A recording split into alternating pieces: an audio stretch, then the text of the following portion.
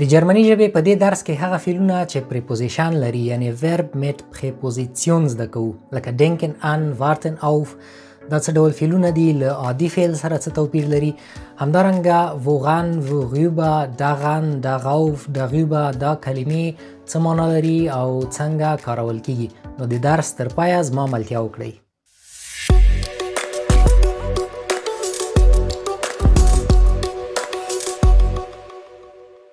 بسم الله الرحمن الرحیم verb mit Präposition فعل له پریپوزیشن سره دا څه ډول فعل ده هغه ثابته فعلونه دي چې مخې ته یو ثابته پریپوزیشن کارول کیږي او یو مفعول ته اړتیا لري د بیلګې په ډول denken an warten auf sprechen über sich interessieren für diskutieren mit erzählen von معنی تاسو په پښتو ژبه باندې کتلای شئ denken an یعنی د یو چا یا یو څه په اړه فکر کول warten auf یو چا یا یو څه ته په تمه کېدل sprechen über د یو چا یا څه په اړه خبرې کول sich interessieren für یو څه ته علاقه درلودل diskutieren mit یو چا سره بحث کول erzählen von د یو څه په اړه ویل یا کیسه کول لکه څنګه چې ګورئ له دغه هر فعل سره یو د پریپوزیشن راغلی ده دا پریپوزیشن د فعل په معنا کې لږ بدلون راولي د بیلګې په ډول sprechen که راواخلو که زه ووایم ich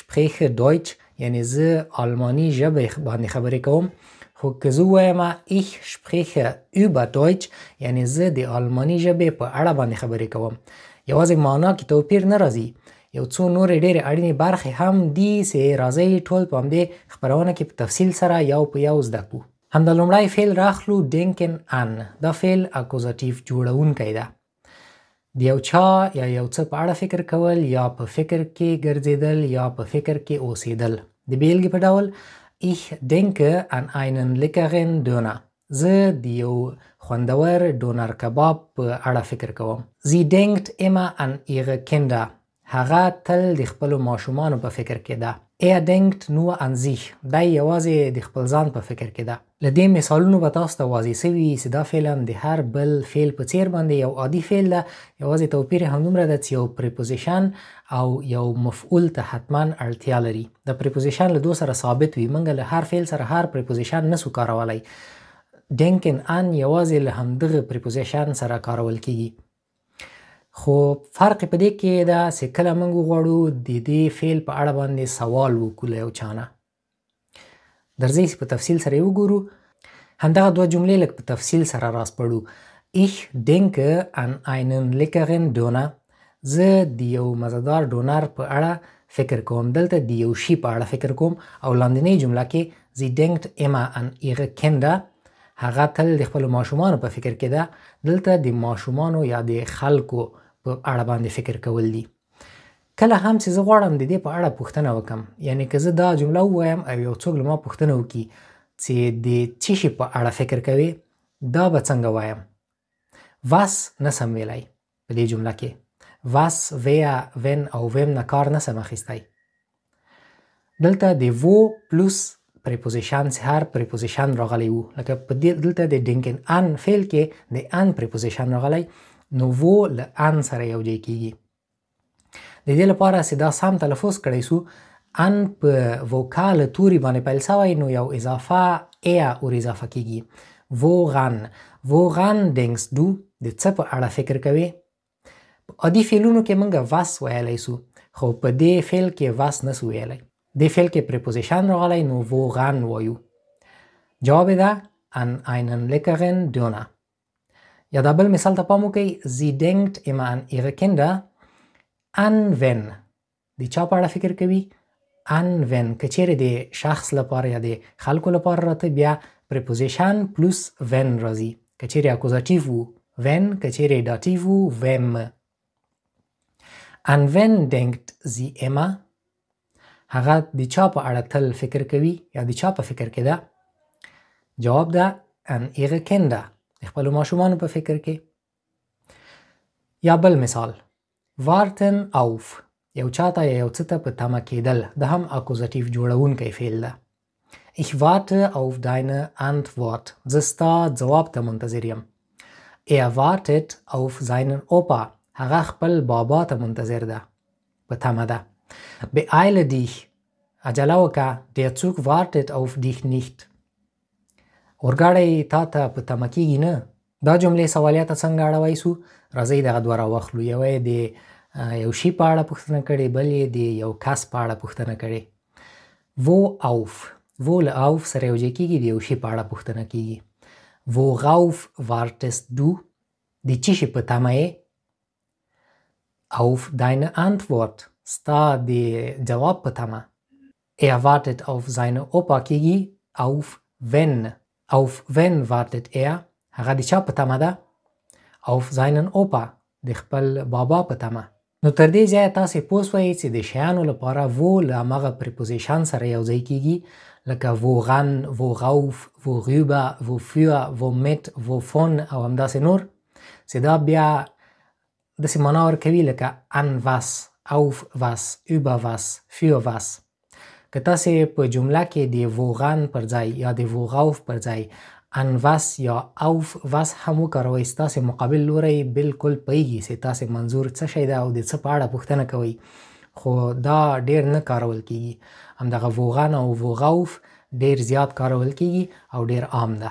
دا د شیانو لپاره سو، او که چیرې د خلکو لپاره او د کورني ژویو او حیواناتو لپاره، څارویو لپاره تاسې پوښتنه کوئ، بیا پریپوزیشن اول راځي، فاصله وروسته له هغې نه when یا wem راځي، لکه an when، an wem، auf when یا mit wem او همداسې نور. ښه نو د دې کلمو په استفادې او معنا باندې هم پوه شو چې په سوالیه جملو کې راځي. کومو سوالیه جملو کې؟ هغه سوالیه جملې چې له هغې سره verb mit Präposition راغلی وي. اوس که چیرې زه تاسو ته ووایم چې ich denke an einen leckeren Döner، زه یو مزهدار کباب ته فکر کوم، تاسې برته رانه سوال پوښتنه ونه کوئ، تاسې ووایئ د دغې په اړه زه هم فکر کوم. څنګه ووایم د دغې په اړه؟ د دې لپاره د شیانو لپاره د دا کلمې نه کار اخلو، دا پلوس پریپوزیشن.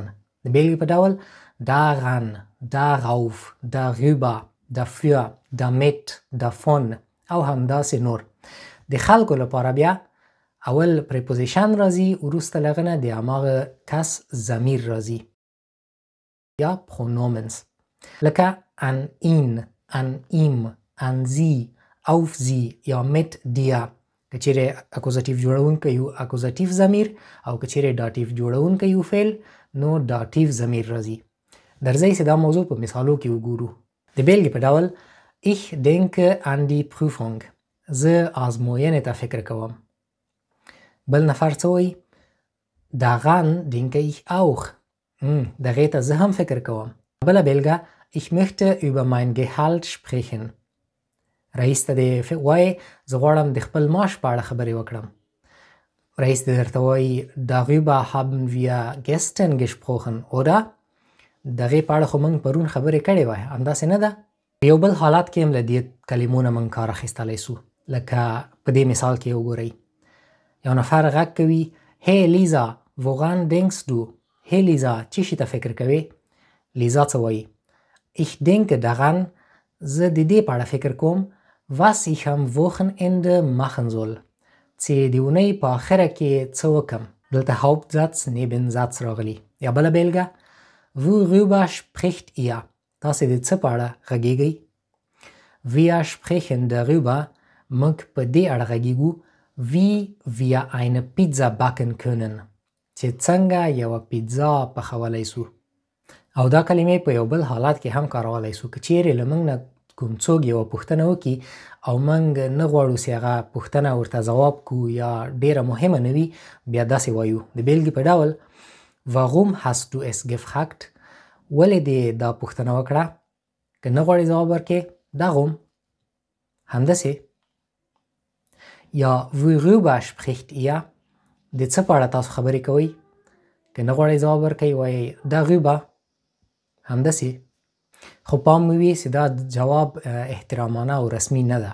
راورسېدو خپل اړین مطلب ته، هغه دا ده چې verb mit Präposition له یو بل پریپوزیشن سره چې عادي حالت کې له یو فعل سره راځي څه توپیر لري. د مثالو ته وګورئ، په دې موضوع به تاسې خپله پوه شئ. ich warte auf deine Antwort، زه ستا جواب ته په تمه یم. دا مثال مخکې موږ کار که دا ورب میت پریپوزیسیون ده. خو دا بله بیلګه وګورئ. Ich warte auf der Straße. زه د سړک پر سر په تمه یم. د دواړو کې څه توپیر ده؟ warten auf verb mit پریپوزیسیون ده چې د warten کلمې سره که ته چې غواړې یو شي ته منتظر یې هغې سره به auf کاروې، له هغې نه وروسته یو اوبجیکټ یا مفعول ته اړتیا لري. خو دوم جي کې auf der Straße بیا ادوربیال ده، یعنی قیدی فریز یا قیدی ناتکمیله جمله ده، د سړک پر سر. دلته د warten فعل auf سره هیڅ ارتباط نه لري بلکې دغه auf د der Straße سره رابطه لري.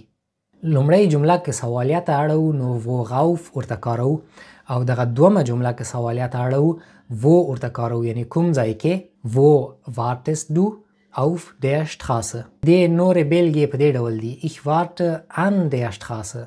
زه د سړک څنګ ته منتظر یم. یا ich warte in den Park. زه په پارک کې منتظر یم. په ادوربیال کې موږ نور پریپوزیشنونه هم کارولای شو. زموږ لاس خلاص ده. خو په ورب میت پریپوزیسیون کې بیا د موږ لاس خلاص نه ده. هر پریپوزیشن نسو کارولای. هر فعل یو ثابته پریپوزیشن سره ستاسو یو په یو باید هماغه پریپوزیشن سره سي کارول کیږي، هماغه ډول یې حفظ کړئ. نو دا ول د جرمني ژبې یو بل ډیر اړین ګرامر چې په دې درس کې مو تاسو لپاره وړاندې کړ. په دې هیله چې دې نه مو یو څه زده کړي وي. چینل در سره سبسکرایب کړئ، زموږ ویډیو لایک کړئ، کمنټ راته وکړئ. تر بلې خپرونې او تر بل درسه نیکې چارې.